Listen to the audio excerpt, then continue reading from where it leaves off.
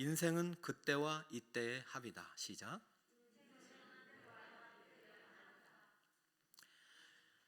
한참 이슈가 됐던 책이 있어요. 90년대생이 온다 라는 책이 있습니다. 90년대생은 밀레니엄 세대라고 하기도 하고 Z세대라고도 해요. 이 책이 참 인기가 많았었어요. 이 책에 보면은 요즘 이제 젊은이들 2030 세대들의 애환이 담겨 있는데, 이들은 기성세대와 너무 다른 거예요. 첫째는 공사가 너무 확실해. 공과 사가 확실해. 시간이 자산이에요. 그래서 칼퇴근, 칼출근이에요. 예를 들어서 엘리베이터에 탔어요. 부장님이 탔어요. 인사 안 해요. 왜 인사 안 하니? 아직 출근 전이잖아요. 이미 부장님 미치는 거예요. 이 녀석아, 10분 일찍 출근하고 어른을 보면 인사해야지 했더니, 아니 왜 10분 일찍 출근해요? 그럼 10분 일찍 퇴근해도 됩니까? 이래요. 우리 아이들이 상상을 초월한 아이들이 지금 오고 있고, 지금 이제 사회에서 지금 시작을 하고 있어요. 이들이 좋아하는 단어는 욜로, 인생 한 번뿐이다. 뭘 그렇게 복잡하게 사느냐. 이 친구는 소유를 안 해요. 그냥 공유해요. 그냥 집은 없어도 차는 좋은 거야 되고, 그죠? 우리 시대하고는 너무 다르죠. 소확행, 작지만 확실한 행복을 찾아가는 세대. 그리고 이 친구들의 특징은 부모 세대를 꼰대 세대라고 해요. 아유, 꼰대라고 들어봤어요? 아주 좋진 않은 표현이에요. 안 들어보셨으면 듣지 마세요. 그런데 이들이 말하는 부모 세대가 누구냐면 70년대, 60년대 후반에 70년대. 그런데요, 그러자 이제 이분들이 이제 이런 책을 또 냈어요. 70년대생이 온다. 요즘 이제 아마 2022년 트렌드를 이제 추구하면서 아마 70년대생이 다시 한번 이제 두각이 나타나는 시대가 된다고 전망하는 이제 전문가도 있는데, 이 친구들이 나 때는 말이야 하시는 분들이 이제 이분들이에요. 70년대나 60년대. 나 때는 말이야. 그러니까 젊은 친구들은 나 때를 제일 싫어해요. 오늘이 무슨 생활인데, 지금 최첨단 시대고 인공지능 시대인데 무슨 나 때를 하느냐. 근데 이분들은 너무 억울한 거예요. 야, 너희들도 지금 Z세대니 MZ세대니 그렇게 해서 신세대를 하지만 나 때도 신세대였어. 여러분 70년대생 여러분 아세요? 우리나라 최초의 노랑머리가 시작된 세대가 70년대입니다. 집에 오니까 노란 보자기가 있는 거야. 웬 보자기냐고 했는데 내 딸 머리인 거예요. 이게 웬 날벼락이냐. 그 딸이 우리 예전 교회 섬기던 원로 목사님의 딸이에요. 야, 이 녀석아, 네가 담임 목사 딸인데 이러고 다니면 내가 어떻게 되겠냐, 이러고. 근데 그 친구는 이제 지금 많이 장성했겠죠. 저랑 같은 비슷한 또래니까. 자, 그래서요, 아무튼 그때 노랑머리가 시작되고 청바지가 찢어지기 시작한 것이 이제 70년대생입니다. 알죠? 찢어진 청바지를 입고 왜 다녔겠어요? 뭔가가 기성세대에 대한 반발심이죠. 우리 지금 부모님 세대들, 우리 아이들이 꼰대라고 말하는 세대들도 그때는 신세대였고, 그때들은 아주 새로운 문화를 주도했던 시대입니다. 그래서 70년대생은 그래요. 우리는 꼰대가 아니라 리더이다. 오늘 새벽에 말했듯 우리는 새 시대를 이끌어가는 세대고, 그리고 어째 보면 우리 때는 상사 말에 절대 복종했어요. 그죠? 근데 지금은 상사의 말에 절대 복종 안 하잖아요. 그러니까 위에서도 치이고 밑에서도 치이고. 그래서 70년대생은 자기들을 꼰대라고 안 하고 우리는 낀 세대 그래요. 비애가 담겨. 꼰대가 아니라 낀대고, 그러나 우리는 지금 이 시대를 이끌어가는 리더이다. 그러면서 자신감을 주는 책이었습니다. 여러분, 이때나 저때나 낀대나 꼰대나 X세대나 Y세대나 다 똑같습니다. 다 한 우물이고, 그죠? 그때나 이때나 여러분, 한 세대는 가고 한 세대는 오는 거예요. 해 아래 새 것이 있던가요? 없습니다. 한 세대는 가고 한 세대는 없고 해 아래 새 것이 없습니다. 우리 부모님들 얼마나 수고합니까? 부모님 세대를, 자녀 세대는 반드시 이해하고 존중해 줘야 돼요. 우리 여호수아처럼 눈의 아들, 나는 부모님의 아들이다, 이걸 자랑스러워해야지 부모님은 이렇게 고리타분해 이런 식으로 하면 안 돼요. 부모님 세대들도 자녀 세대를요, 다른 세대란 말 너무 자주 쓰는 것도 안 좋아요. 진짜 다른 세대가 돼요. 마음속으로 기도해야지. 에이그 니들은 다른 세대 왜? 다른 세대 맞아요. 그러나 그들은 진짜 하나님의 뜻을 이어갈 다음 세대입니다. 그래서 우리가 그들을 위해서 기도하고 이해해주고 서로 소통의 문을 변치 말아야 되는데, 우리가 붙잡아야 될 것은 변하는 시대의 트렌드가 아니라 영원히 불변하는 성경 진리의 가치인 줄 믿습니다. 그래서 오늘 욥은요, 그때와 이때를 비교해 가면서 흔들지 않는 불변의 가치를 계속해서 찾아가고 있는 과정이고, 이제 종점에 거의 다다르고 있는 거예요. 오늘 이때와 그때를 비교하면서 인생이 이때와 그때의 합인데 그 안에 변치 않는 진리가 있다. 그것이 뭐냐? 자, 욥의 그때 그 시절을 먼저 돌아가 봅시다.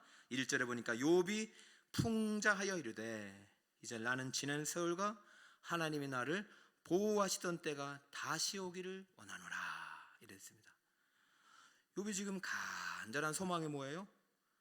옛날로 돌아가고 싶다. 여기서 풍자란 말은 무슨 말이냐면 무슨 뭐 풍류적인 그런 게 아니라 마샬을 썼는데요, 이 단어가 잠언 1장 1절에 나와요. 솔로몬의 마샬이라. 지금 욥기 30장 29장 30절에서 진정으로 하나님이 내게 주신 지혜의 잠언을 쓰고 있는 거예요. 자, 그때는 어떤 때였느냐? 그때 내가 깨달은 잠언 이것이다. 자, 첫 번째 그때가 나오는데 오늘 그때가 많이 나옵니다. 라떼라고 할 수 있어요. 나 때는 말이야. 3절. 그때는 그의 등불이 내 머리에 비추었고 내가 그의 빛을 힘입어 암흑에서도 걸어 다녔느니라. 두려울 게 없었단 말이죠. 나 때, 그때는 말이야. 4절. 내가 원기왕성하던 날과 같이 지내기를 원하노라. 그때는 하나님이 내 장막에 기름을 발라주셨다. 형통의 의미잖아요. 축복의 의미잖아요. 정말로 잘된 거죠. 장막이, 집이.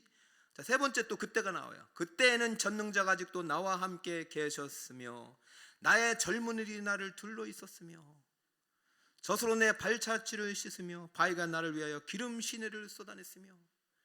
똑같은 기름이지만 하늘의 복, 땅의 복, 사람의 복이 많은 거예요. 젊은이들이 추종하고 따르고 싶은, 본받고 싶은 사람이 욥이었어요. 또 마지막 그때가 한 번 더 나와요. 7절에 그때는 내가 나가서 성문에 이르기도 하며 내 자리를 거리에 마련하기도 하였느니라. 정말로 유명한 인사였고 명예도 아주 높았던 사람입니다. 여러분, 그때 왜 이럴까요? 지금 현재 이때가 욥에게 있어서는 행복하지 않은 거예요. 그때는 참 행복했다. 박지용 시인의 행복의 목적지라는 시가 있어요. 단문인데요, 이렇게 돼 있어요. 내가 행복했던 곳으로 가주세요. 제목, 택시를 탔는데 어디로 갈까요?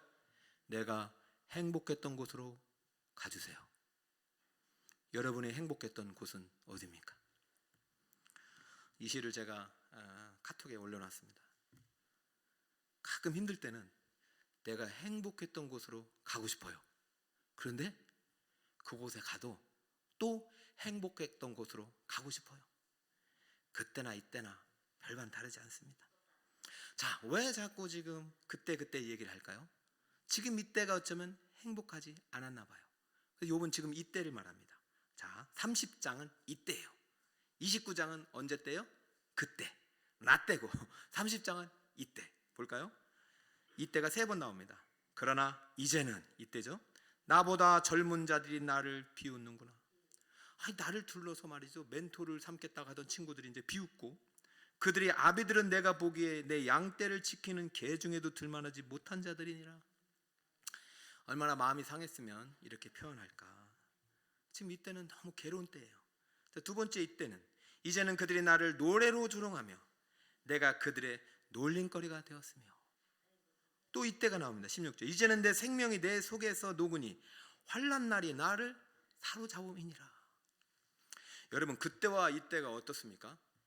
너무 차이가 나죠. 그때는 뭐 너무 좋아요. 막 머리에 막 암흑에서도 다니고 장막에 기름이 쏟아지고, 집에도 막 기름이 쏟아지고 사업장도 잘 되고 많은 사람들이 몰려들고 뭔가 가르침을 받으려고 하고 강연을 하면 수천만 명이 오고 강연료가 뭐 수천만 원이나 하고 뭐 이런 때가 있었는데, 지금은 그때 그렇게 찾아왔던 친구들이 나를 조롱하고, 그 아비들은 내가 볼 때는 형편없는 사람들인데 불구하고 조롱하는 노래하고 놀림거리하고 환난이 나를 지금 사로잡고. 욥은 이때를 상당히 괴로워하고 있습니다. 자신의 인생에 있어서 그때와 이때가 너무 차이가 나요. 그 이유는 뭘까? 우리는 알고 있듯이 재산을 잃었어요. 건강을 잃었어요. 자녀를 잃었어요. 분명히 이 세 가지 이런 것만으로도 욥은 감당하기 힘든 고난을 당함에 있음에 분명합니다. 그런데 이 개인적인 것뿐만 아니라 관계적인 속에서도 부와 명예와 영향력을 잃은 거예요. 더 이상 리더가 아닌 거예요. 내 말이 아무런 역할을 못해요. 쉽게 말해서 지금 쓸모없는 인간이 돼버리고 있어요. 그런데 욥에게 하나 남은 게 뭐냐면 생명이에요. 근데 생명이 너무 무가치해 보여. 생명을 감싸는 것들이 다 지금 아무짝에 쓸모없는 존재들이 되어버렸으니 이 생명을 거두어 달라고 수차례 기도했지만 욥의 기도는 들어주지 않았습니다. 도대체 그때의 그 영광은 무엇이며 이때의 고난은 무엇입니까? 계속 묻지 않겠습니까? 근데요, 욥이 이 과정 속에서 뭘 깨닫냐면 그때와 이때의 차이는 소유에 있지 않다. 정확한 차이. 내가 지금 이렇게 괴로워하고 있는 이유는 단 하나다. 무엇이냐면 2절과 5절에 그 좀 단서가 있어요. 29장 보면은 하나님이 나를 보호하시던 때는 그때였다. 전능자가 아직도 나와 함께 계셨을 때는 그때였다. 그런데 이때는 하나님이 나를 보호하지 않으시는 것 같고 하나님이 나와 함께 안 계시는 것 같다. 그러니 나는 이때가 행복할 수 없다. 그게 나는 행복했던 그때로 가고 싶은 것이죠. 29장 30장은 같이 읽어야 합니다. 29장 30장을 더해야 28장의 지혜가 나와요. 28장 끝절에는 이런 표현을 하고 있죠. 내가 지혜를 찾았는데 주를 경외함이 죄요 악을 떠남이 명철이니라. 자, 그리고 이 지혜 잠언을 29장 풍자하여 이르되 할 때 내가 이제부터 잠언을 쓴다 이겁니다.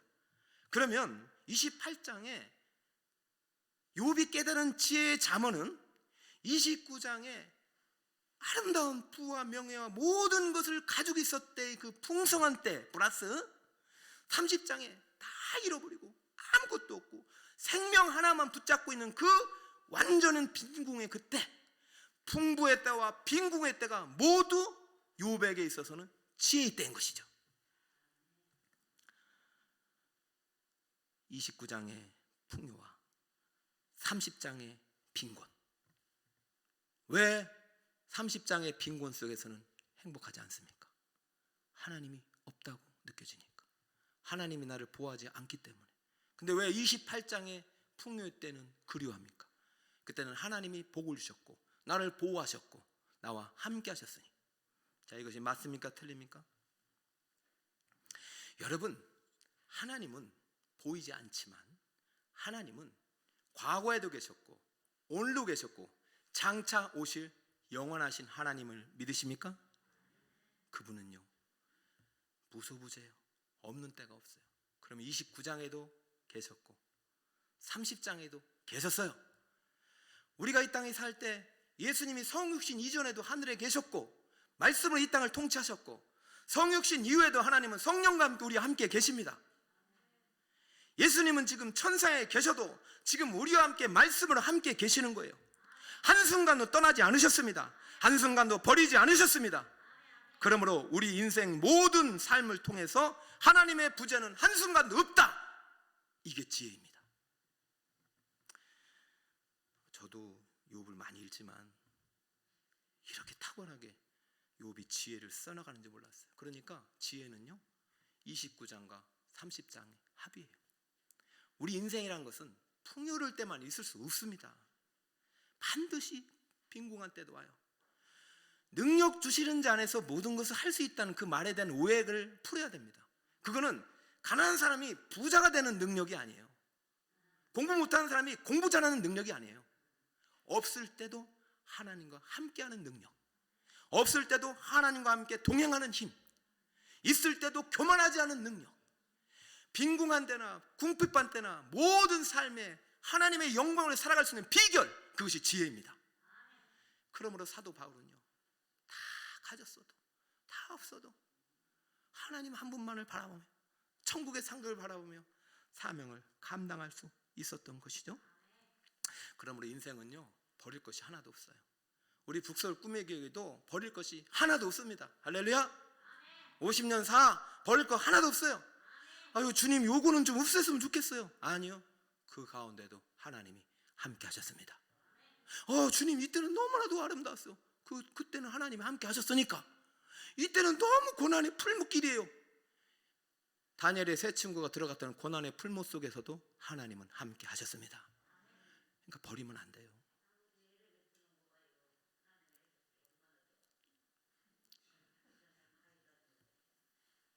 할렐루야. 여러분, 모든 순간에도 하나님 계십니다. 왜 하나님이 계시다고 저는 강력하게 믿음으로 선포하느냐? 지금 하나님이 욥에 무엇을 붙잡고 있냐면 생명을 붙잡고 있잖아요. 욥기 2장 6절, 변치 않는 진리가 여호와께서 사탄에게 이르시되 내가 그를 네 손에 맡기노라. 다만 그의 생명은 해하지 말지니라. 할렐루야. 다 잃었어요. 근데 무엇은 잃지 않아서 생명. 이거 누가 지키고 있어요? 하나님이 생명사계로 보호하고 계십니다. 우리의 생명, 우리의 영혼은 하나님이 지키고 계십니다. 그러니까 다 잃어도 하나님이 계신 거죠. 한국인 최초로 아카데미 여우조연상을 탔어요. 윤여정 씨입니다. 윤여정 씨 아세요? 정말 인터뷰 잘 하시더라고요. 근데 이분이 어느 이제 프로그램에 나와서 이런 말을 했어요. 나이 들어서 정말로 어려운 점이 많지 않느냐, 연기할 때. 젊은 사람한테 좀 많이 경쟁해서 이렇게 젊은 사람과 비교되지 않느냐 했더니 나이 들은 게 너무 좋다는 거예요. 그러면서 이렇게 말해요. 너희들 늙어봤어? 나 젊어봤어. 나는 지금의 내가 가장 아름다워. 여러분, 저는 그 자존감, 그죠? 그게 어디서부터 왔을까? 인생이 그때와 이때의 합이라고 믿기 때문이에요. 여러분, 내가 행복했던 때는 바로 오늘이에요. 가장 행복했던 때는 내일이에요. 진짜 행복한 때는 영원이에요. 여러분, 절대 버릴 거 없습니다. 오늘 하나님이 사탄에게 명령하십니다. 손대지 마! 우리 북서울 꿈의 교회를 향해서 하나님이 사탄에게 명령하면 우리 북서울 꿈의 교회 손대지 마! 지금도 우리와 함께 하시는 하나님을 믿으시길 축복합니다. 인생은 그때와 이때의 합이고 우리의 신앙은 십자가와 부활의 합입니다.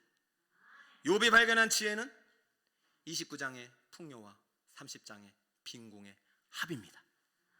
사랑하는 여러분, 이 믿음을 여러분도 지키고 우리 후손들에게 물려주신 여러분이 되시길 바랍니다. 그러니까 대학 꼭 합격해야 행복이 아니에요. 어쩌면 그것이 불행의 길일 수도 있어요.